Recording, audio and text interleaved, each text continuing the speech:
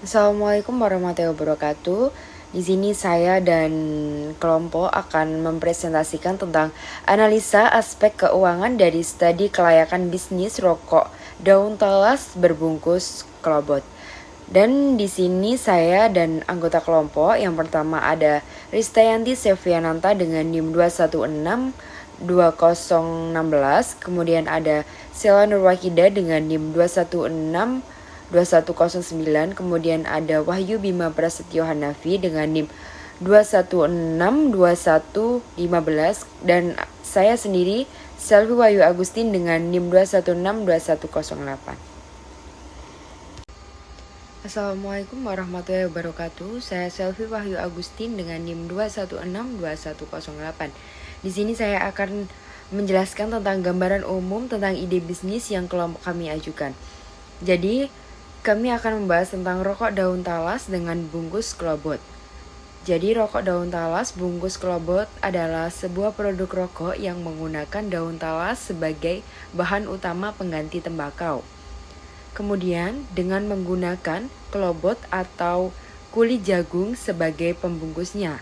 Konsep ini memadukan elemen tradisional dan inovatif dengan menggabungkan bahan-bahan alami dan terutama yang lebih ramah lingkungan dan terjangkau. Kemudian, produk ini juga memberikan cita rasa yang khas. Slide selanjutnya yaitu tentang deskripsi produk. Jadi, bahan baku utama daun talas adalah daun talas atau yang biasa disebut daun keladi merupakan bahan alami yang digunakan sebagai pengganti tembakau pada rokok ini. Daun talas memiliki tekstur yang sangat lembut dan juga rasa yang lebih ringan dibandingkan dengan tembakau tradisional, namun tetap memberikan sensasi merokok yang lebih khas lagi. Next ada bungkus kelobot atau kulit jagung. Jadi kelobot adalah kulit jagung yang biasanya dibuang, namun dalam produk ini dapat diolah menjadi bahan pembungkus rokok yang alami dan ramah lingkungan. Kelobot memiliki sifat yang cukup lentur dan tahan panas, menjadikan pilihan yang baik untuk membungkus bahan rokok. Kemudian next slide yaitu proses pembuatan. Pertama, daun talas dipilih, kemudian dibersihkan dan dijemur hingga kering untuk memastikan kelenturan dan ketahanannya.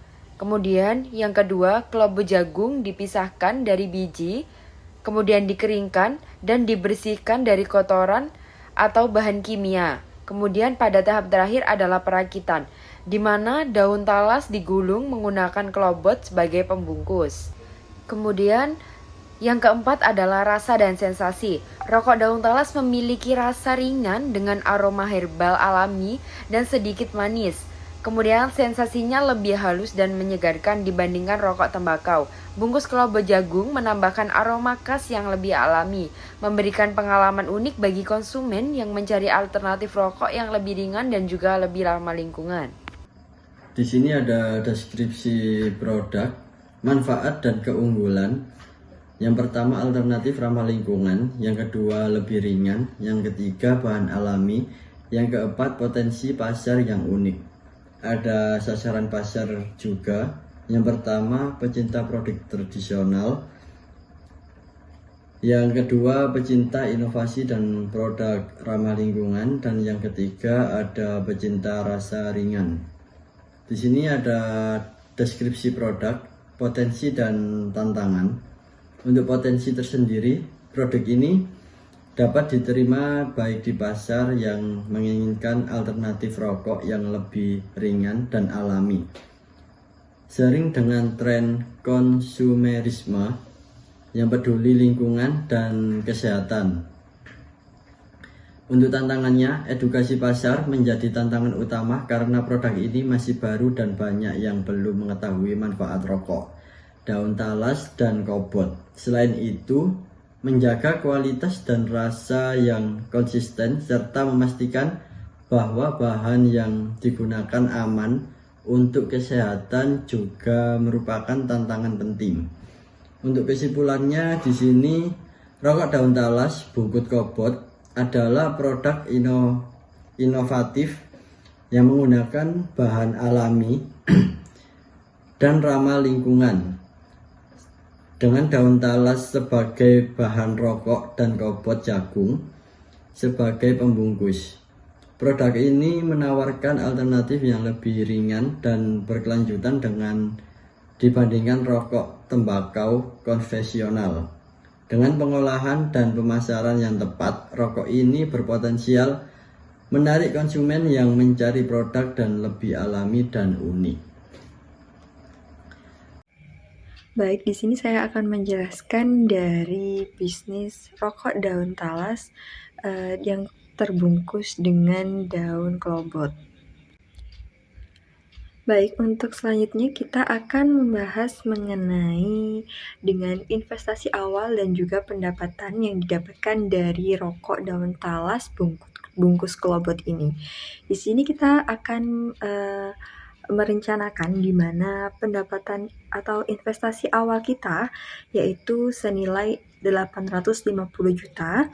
Di sini termasuk dengan biaya pembangunan fasilitas produksi senilai 500 juta rupiah, kemudian peralatan produksi 200 juta rupiah, biaya pemasaran awal 50 juta rupiah, dan juga ada biaya operasional awal senilai 100 juta rupiah. Nah, di sini kita juga mengestimasi pendapatan tahunan yang akan kita dapatkan, yaitu estimasi penjualan kita akan menjual 100.000 paket rokok daun talas ini dengan harga jual Rp10.000. Jadi, apabila di total 100.000 paket rokok daun talas ini dikali 10.000, maka pendapatan kita per tahun yaitu 1 miliar.